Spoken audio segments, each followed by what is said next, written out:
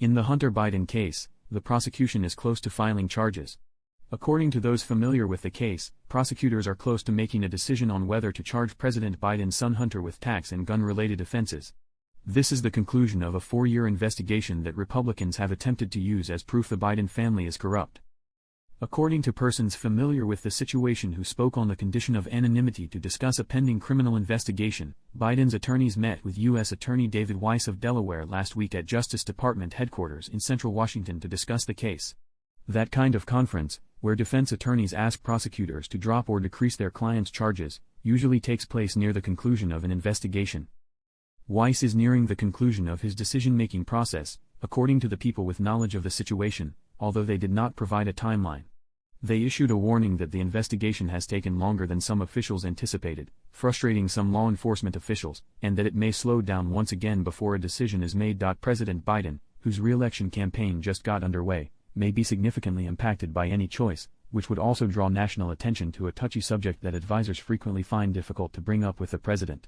Republicans hoping to regain control of the White House have made an effort to link Hunter Biden's legal troubles to his father. The department's choices in the case won't be political, according to Attorney General Merrick Garland, who also claimed to have given Weiss, a holdover from the Trump administration, full authority to lead the inquiry. At a news conference on an unrelated topic on Tuesday, Garland reiterated his position and responded to questions from reporters about the investigation's status by saying, "I stand by my testimony, and I refer you to the U.S. Attorney for the District of Delaware, who is in charge of this case and capable of making any decisions that he feels are appropriate." According to those with knowledge of the situation, the Attorney General was absent from the meeting with Hunter Biden's attorneys last week.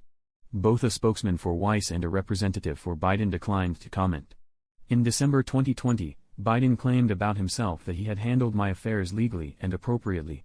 Although Hunter Biden maintained a low profile throughout the 2020 presidential campaign, during which he had descended into a battle with addiction and became the target of Republican criticism, he has recently adopted a more outspoken and assertive role.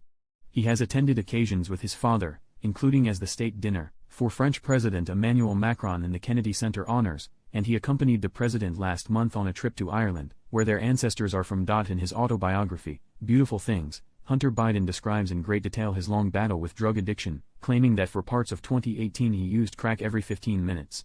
Prosecutors are particularly interested in his purchase of a firearm in October 2017, a time when, by his own admission, he was abusing drugs. Biden allegedly checked no when asked if he was an unlawful user of, or addicted to, marijuana or any depressant, stimulant, narcotic drug, or any other controlled substance on a federal form relating to the purchase. Although they are not common, prosecutions for making false statements on gun purchase forms do occur. In these situations, federal agents use the phrase lying and buying. Prosecutors traditionally use considerable discretion in determining which cases merit government funding. A major focus of President Donald Trump's re-election campaign in 2020 against Democrat Joe Biden was the accusations of malfeasance against Hunter Biden. At the height of the election, Trump allies disclosed that a laptop believed to have belonged to Hunter Biden had been given to the FBI by the owner of a Delaware computer. Data on the laptop, according to Trump and others, revealed proof of questionable and maybe criminal business dealings. Joe Biden and his supporters referred to the efforts as smears. On the basis of encryption signatures from Google and other technology companies, the Post reported last year that 2 computer security experts had examined over 129,000 emails allegedly from Hunter Biden's computer and found that at least 22,000 could be confirmed. The Justice Department inquiry may have used the laptop and its data, but the Post has not been able to confirm this. Republicans have long urged Garland to name a special prosecutor to lead the Hunter Biden investigation, arguing that doing so would help the inquiry remain free of political interference. Garland chose not to take this action, stating that it was not necessary given that Weiss was a career federal prosecutor who had been chosen by Trump to hold the position of U.S. Attorney. Early on in the Biden presidency, a Justice Department official warned that firing Weiss as U.S. Attorney while he was in charge of the Hunter Biden case would almost certainly result in serious political blowback.